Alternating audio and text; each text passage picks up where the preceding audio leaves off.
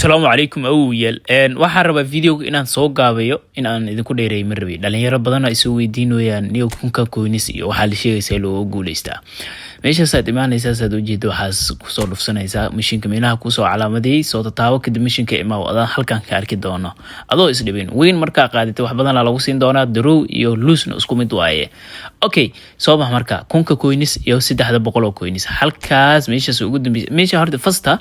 waxa waaye laga helayo waxaan muhiim ah waxaas muhiim ah laakiin meeshan hadda very aan ku calaamadeeyay halkan waaye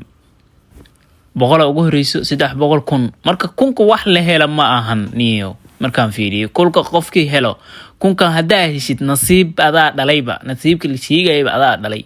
laakiin meesha ugu badan laga heli doono waa boqolka koonis waxa ku xigay 300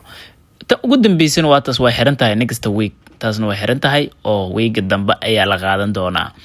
meeshan intaas la waa wax weyn maaha game-ka ciyaaraysa leelan lagu siinaa sidii tii hore la waay wax suusiteen wax weyn maaha uu yaal dad badan bay soo weydiinayo tani mid weyn maaha sidoo kale midaan kala qaybta kala ku jirtona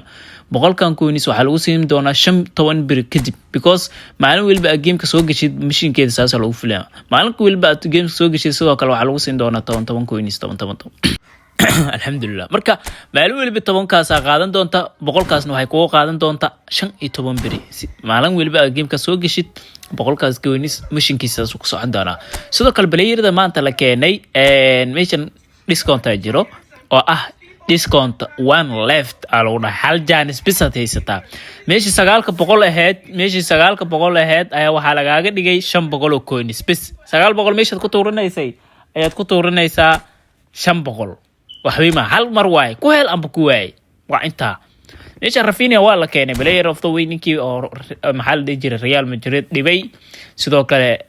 anigi yaraa oo 17 jirka ahaa ayaga iska dareen oo kana dad si la sheegayo wararka uu soo laaban doona Real si la sheegayo marka player of the week na caadi ma Rafinha ku jiro oo qurux badan yahay player of the week maanta waa fadhiyaa sidoo kale back oo Manchester United oo managerna aan la jirin aan la keenay tani ani waxa isleeyahay dabcan dadka United taageer kaliya furo karo mooyee anaga shaqo kuma leeyihiin because meesha managerna kuma jiro playerada kali waay so playeradaas waxa u baahan dadka United taageer kaliya sidoo kale suuqa kale oo Manchester United ma la gali kara waa la gali kara ninkaas legend weyn waaye gala